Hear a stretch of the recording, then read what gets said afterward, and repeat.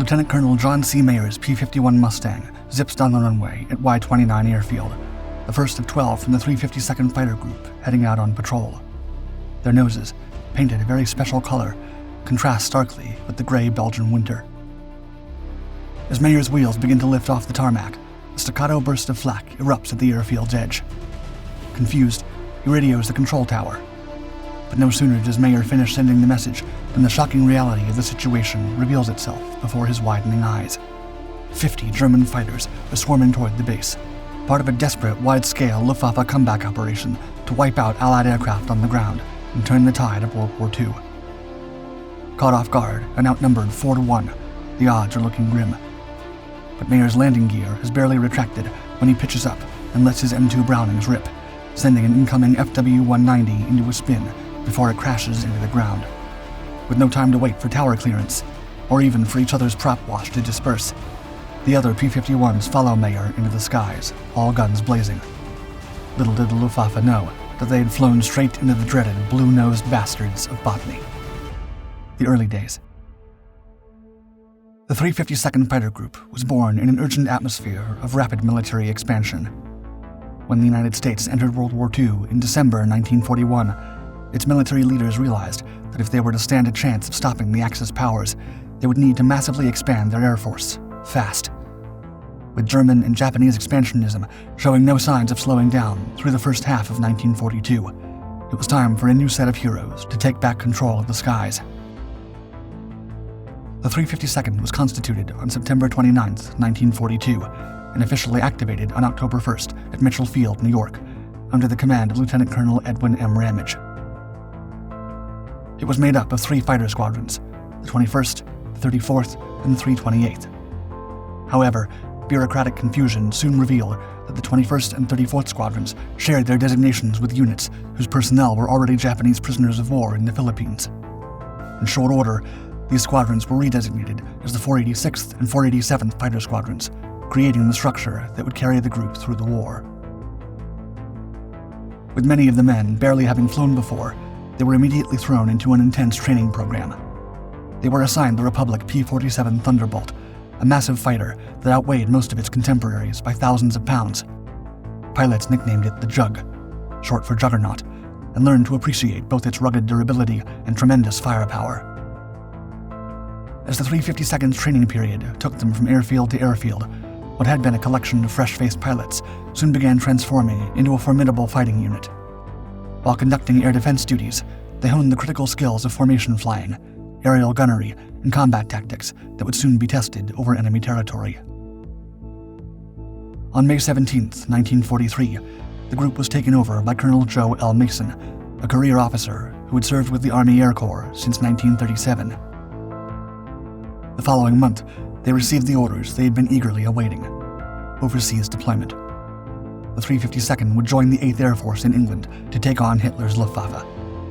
Pilots and ground crews packed their gear and boarded the massive RMS Queen Elizabeth, once a luxury liner, now a troop transport stripped of all comforts and packed with servicemen.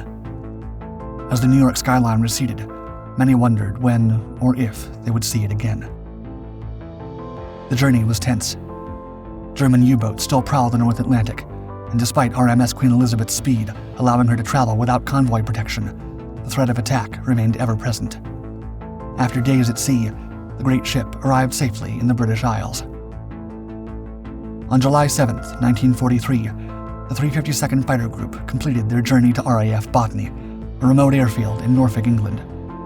For the next 2 years, a collection of bleak Nissen huts and 3 grass runways carved from the English countryside would be their home. Learning the hard way. The group was assigned to the 67th Fighter Wing of 8th Fighter Command, tasked with protecting the massive formations of American bombers taking the war deep into German territory. After spending the summer getting acclimatized to their new surroundings and learning the complex radio procedures and recognition signals necessary for operating in crowded, contested airspace, by September 1943, the 352nd Fighter Group was deemed ready for combat. However, their first missions proved sobering experiences. Limited by the P-47's range, pilots could only escort bombers part of the way to their targets before being forced to turn back, leaving the vulnerable B-17s and B-24s to face the Luftwaffe alone over the most dangerous parts of their journey. This tactical disadvantage was compounded by the enemy's strategy. The Luftwaffe had learned to conserve its fighters, deliberately waiting to attack the bomber formations after their American escorts had been forced to turn for home. The result was frustrating for the eager pilots of the 352nd. Throughout the fall of 1943 and into January 1944, they encountered relatively few enemy aircraft over their assigned patrol areas. The group's scoreboard reflected this challenge, with just 23 confirmed victories, 2 probable victories, and 2 damaged enemy aircraft in their first 4 months of operations. Among these limited successes was the first victory of First Lieutenant John C. Meyer, an intense, intellectually sharp officer from the 487th Squadron. Meyer had already distinguished himself as a natural leader whose analytical approach to aerial combat would later prove invaluable.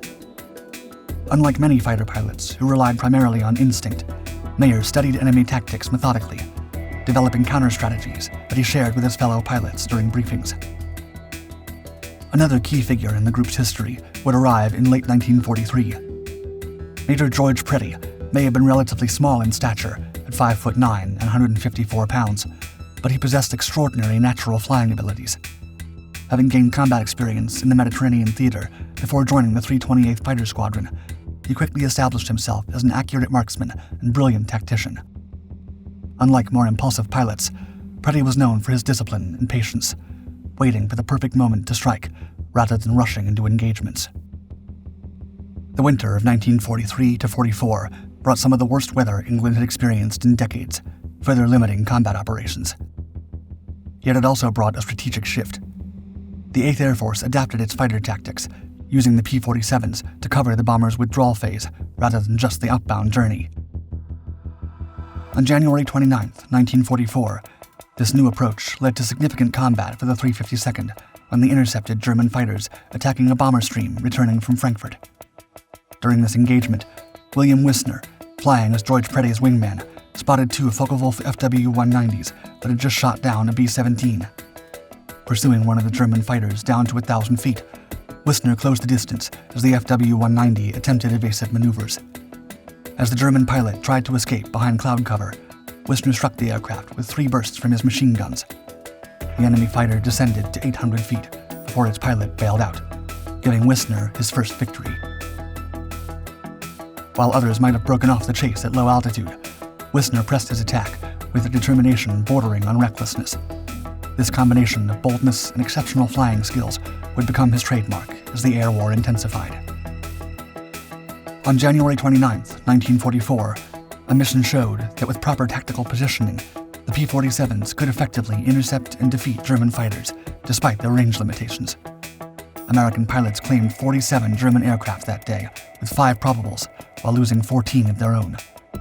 The 352nd's participation in this engagement boosted morale and provided valuable combat experience that would serve them well in the larger operations to come. The Blue-Nosed Bastards of Bodney. After months of watching other units extend their reach deep into German airspace, the men of Bodney finally received the aircraft that would transform their capabilities, the North American P-51 Mustang.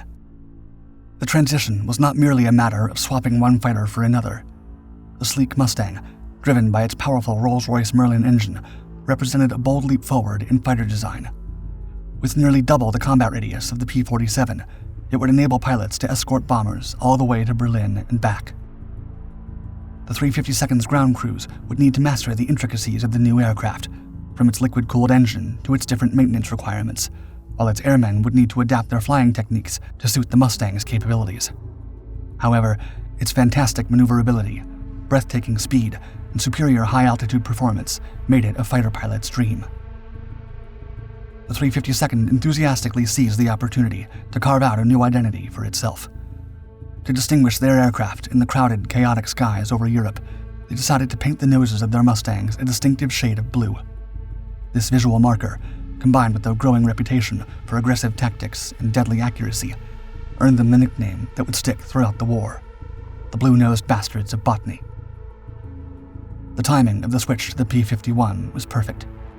By spring 1944, the Allied air campaign was intensifying in preparation for the upcoming invasion of Europe.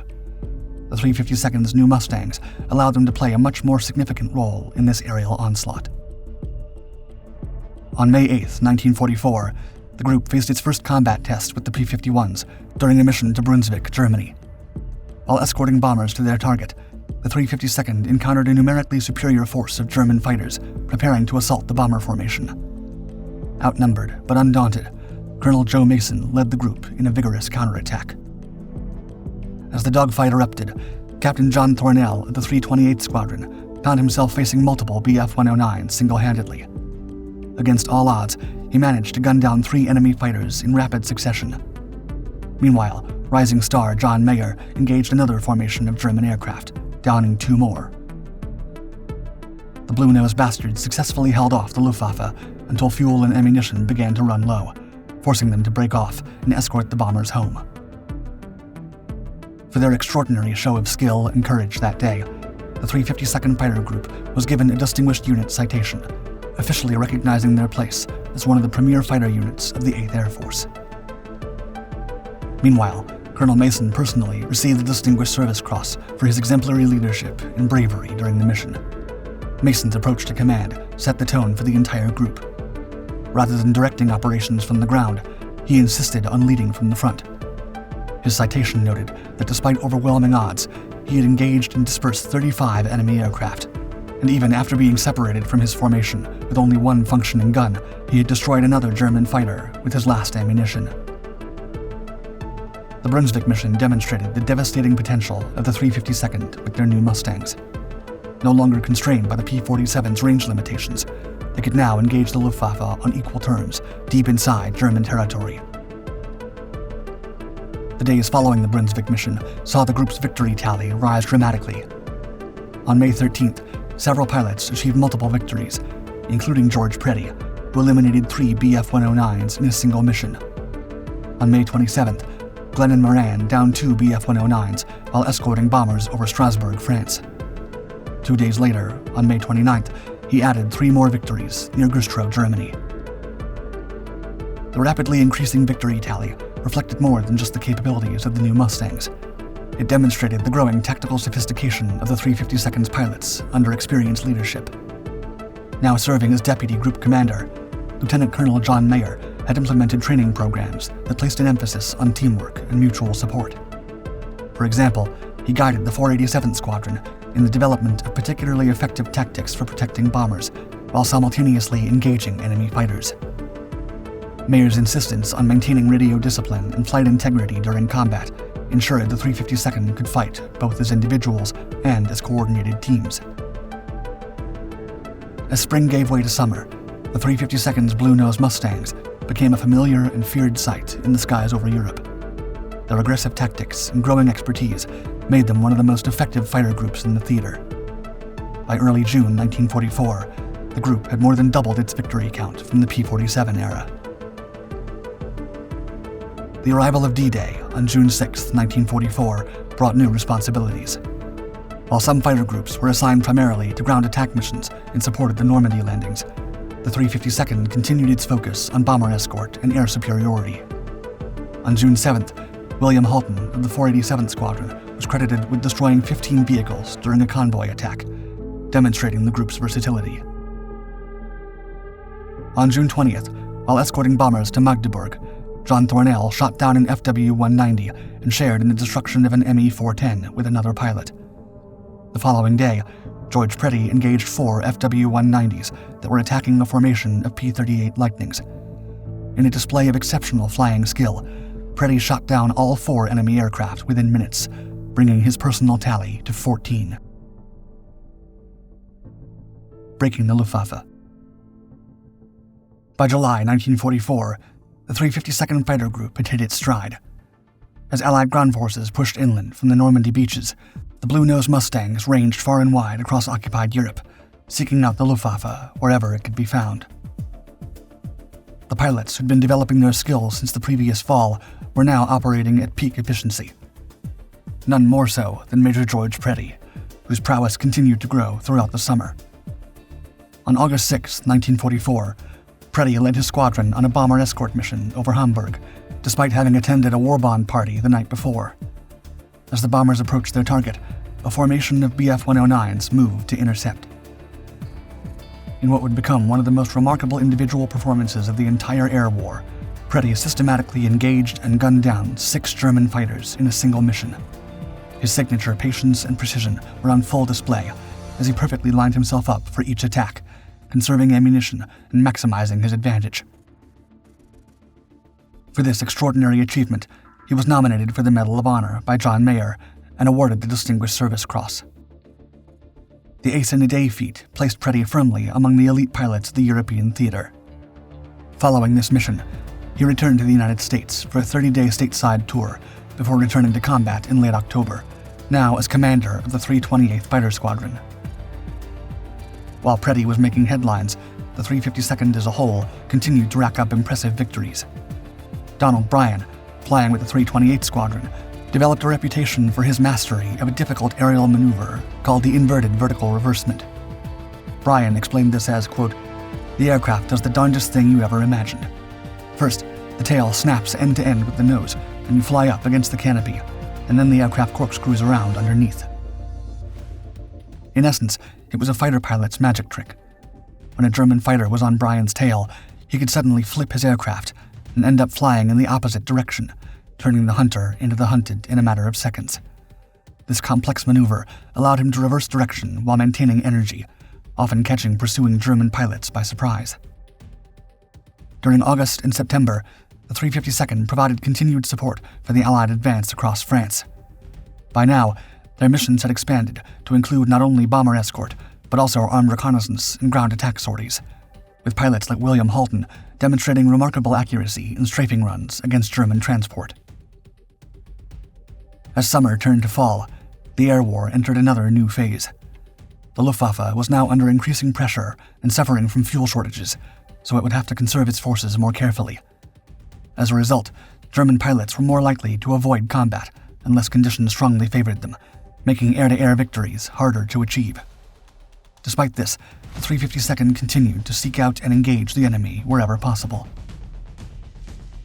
October and early November 1944 brought a resurgence in Luftwaffe activity as Germany marshaled its resources to defend the Reich. On November 2nd, the group provided escort for bombers targeting oil refineries at Merseburg. The mission encountered heavy resistance, but the 352nd performed admirably. During this engagement, Raymond Litch of the 487th Squadron scored his first aerial victories, shooting down 3 Bf-109s, a success that would mark the beginning of his rise as one of the group's top aces. On November 21st, William Wissner led a flight of P-51s on a bombing escort mission to Merseburg. As the bombers departed their target, a large formation of enemy fighters struck. Without hesitation, Wissner led his pilots in a series of attacks against the German formation. Wissner personally destroyed 6 FW-190s, matching Preddy's Ace-in-a-Day achievement from August. Despite encountering 3 FW-190s on his tail at one point, Wissner continued to press his attacks until he was totally out of ammunition, earning himself his first Distinguished Service Cross.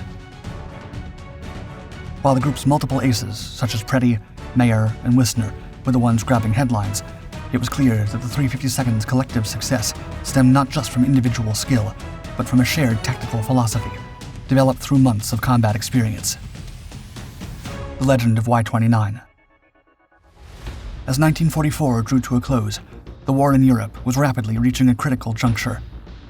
On December 16th, German forces launched a massive counteroffensive through the Ardennes forest, catching Allied forces by surprise.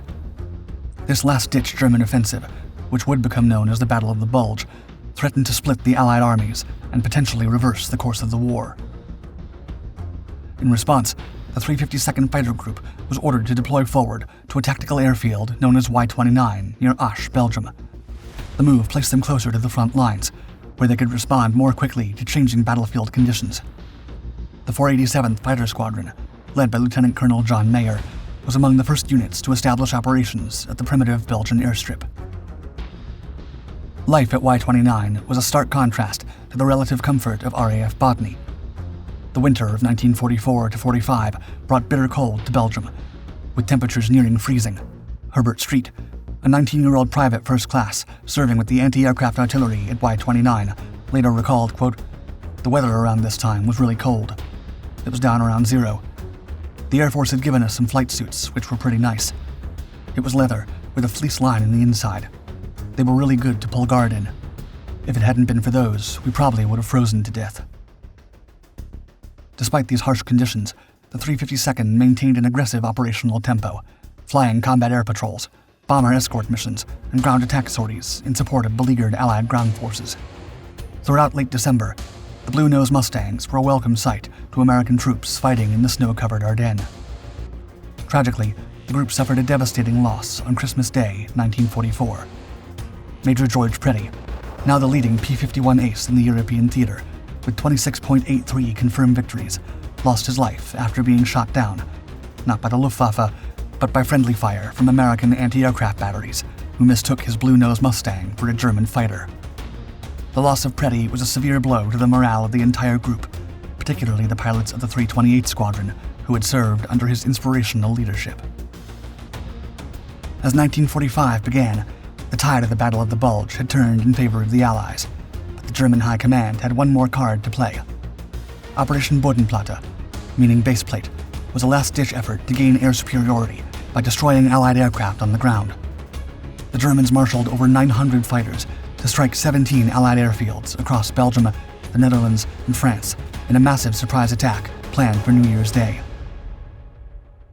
On December 31st, Lieutenant Colonel John Meyer, anticipating potential enemy activity, requested permission to fly an early morning patrol on January 1st, before the group's scheduled bomber escort mission. After initial resistance from higher command, Meyer's request was approved. 12 P-51s from the 487th Squadron were prepared for the early morning mission. New Year's Day dawned foggy over Y-29. As the skies cleared slightly, Meyer and his pilots prepared for takeoff. Unknown to them, a large formation of FW-190s and Messerschmitt Bf-109s from Jagdgeschwader 11 was already inbound to their position. At approximately 9:15 a.m., just as Meyer was beginning his takeoff roll, flak bursts appeared at the end of the runway. He radioed the control tower, asking what was happening, but received no clear answer. As he accelerated down the runway, a line of German fighters appeared on the horizon. Meyer, barely airborne with his landing gear still retracting, turned to meet an FW-190 that was diving directly at him. In his after-action report, Meyer described the moment, quote, "Immediately upon getting my wheels up, I spotted 15-plus 190s headed toward the field from the east. I attacked one, getting a 2-second burst at 300 yards, 30-degree deflection, getting good hits on the fuselage and wing roots." The German fighter, flown by Private Gerhard Bohm, half-rolled, caught a wingtip, and cartwheeled across the field. Behind Meyer, the other 11 Mustangs of the 487th took off under fire. Captain Raymond Litch, flying in White 3 position, shot down an FW-190 immediately after takeoff. His wingman, Lieutenant Alden Rigby, in White 4, later recalled, quote, "We didn't wait for tower clearance. We just took off, one after another. That meant we had to fight the prop wash from the plane ahead of us, and it's a miracle we were all able to lift off." Captain William Wissner, despite his aircraft being hit in the wings and oil cooler by German fire, turned toward the swirling dogfight rather than seeking safety. His report stated, quote, "Being over friendly territory, I could see no reason for landing immediately, so turned toward a big dogfight." In the ensuing melee, Wissner shot down one FW-190 and 2 Bf-109s despite his damaged aircraft. Lieutenant Alden Rigby found himself in particular trouble when his gun sight malfunctioned early in the battle. Despite this critical handicap, he relied on instinct and experience to down 4 enemy aircraft. After expending all his ammunition, Rigby turned to base. He explained, quote, "When we opened my doors, I had not one round of ammunition left." What made the Battle of Y-29 all the more remarkable was that it was fought entirely over the airfield and surrounding area, with many of the downed German aircraft visible from the ground. American anti-aircraft gunners, ground crews, and even cooks witnessed the aerial combat overhead, cheering as each enemy plane spiraled to Earth. When the skies finally cleared around 10 a.m., the results were astonishing. The 12 P-51s of the 487th Fighter Squadron had destroyed 24 German aircraft without losing a single Mustang. Though 2 American planes suffered damage, all pilots returned safely. Meanwhile, JG-11 had lost nearly half its attacking force, including several experienced squadron leaders. For their extraordinary performance, the the 487th Fighter Squadron received Distinguished Unit Citation. Meyer, Wissner, and Motz were each awarded Distinguished Service Crosses, while Halton, Stewart, Litch, and Rigby received Silver Stars. In his personal reflections on the battle, John Meyer captured what made Y-29 so significant, saying, quote, "For the first time in my experience in the European Air War, American fighters had neither the advantage of superior tactical position, numbers, or equipment. For the first time, there was no measurement involved in the final determination, other than the relative skill and initiative of the pilots. It was no time for leadership or organization. It was man against man." Forever remembered as the legend of Y-29, the battle represented the 352nd Fighter Group at its absolute peak. The skill, courage, and determination of the blue-nosed bastards chalking up a major victory, even in a situation where all advantages, position, surprise, and numbers had belonged to the enemy. The legacy. The incredible triumph at Y-29 marked a turning point not just for the 352nd Fighter Group, but for the entire air war in Europe. Operation Bodenplatte had been the Luftwaffe's last attempt at a major offensive operation. When it ended in failure, any serious German hopes of taking back control of the skies were as good as finished. Shortly after the New Year's Day battle, Lieutenant Colonel John Meyer's combat career came to an abrupt end. Ironically, like Preddy before him, it was not the Luftwaffe who put Meyer out of action. In his case, it was a jeep accident that left him seriously injured and hospitalized for the remainder of the war. The group had lost both Preddy and Meyer within days, depriving them of their two most influential leaders. In February 1945, the remainder of the 352nd moved forward to Kiev, Belgium, alongside the 361st Fighter Group. They became the first fighter groups of the 8th Air Force to be based entirely on the European continent. From these forward positions, the blue-nosed bastards continued to strike at the crumbling German defenses, supporting ground operations and hunting the increasingly scarce Luftwaffe. March 1945 brought another significant operation when the 352nd provided air cover for Operation Varsity, the massive airborne assault across the Rhine River. The blue-nosed Mustangs patrolled the skies above the paratroopers and glider troops, ensuring that German fighters could not interfere with the vulnerable transport aircraft. As Allied armies pushed deeper into Germany, the 352nd followed. By April 1945, with the war clearly approaching its end, the group returned to their spiritual home at RAF Bodney in England. From there, they flew their final combat missions in the days leading up to Germany's surrender on May 8, 1945. The statistics tell part of the story. Over the course of the war, the 352nd Fighter Group had flown more than 420 missions, logged over 59,000 combat hours, and destroyed 776 enemy aircraft in the air and on the ground. 29 pilots had become aces, with 5 or more victories. These numbers placed them among the most successful fighter groups in the European theater. In November 1945, the men of the 352nd returned to the United States. The group was deactivated at Camp Kilmer, New Jersey on November 10th, bringing an end to their remarkable wartime journey. In the years that followed, many of the group's pilots continued their service. John Meyer rose to the rank of general, eventually commanding the Strategic Air Command during the Cold War. William Wissner became an ace again in Korea, one of only 7 American pilots to achieve ace status in 2 wars. Today, the legacy of the blue-nosed bastards of Bodney lives on. Aviation enthusiasts and historians continue to celebrate their achievements, and restored P-51 Mustangs occasionally appear at air shows, painted in the distinctive colors of the 352nd. One such aircraft, Raymond Littich's P-51D, Miss Helen, still flies at air shows in the United Kingdom, perhaps the only original 352nd Fighter Group P-51 still in existence. In 2020, on the 75th anniversary of the Battle of Y-29, a commemorative ceremony was held in Zoetendaal, Belgium, near the site of the former airfield. Local officials, school children, and military personnel gathered to honor the men who had fought in the skies above them 3/4 of a century earlier. Today, the heroic exploits of the 352nd Fighter Group stand as a testament to one of the finest chapters in the story of American air power.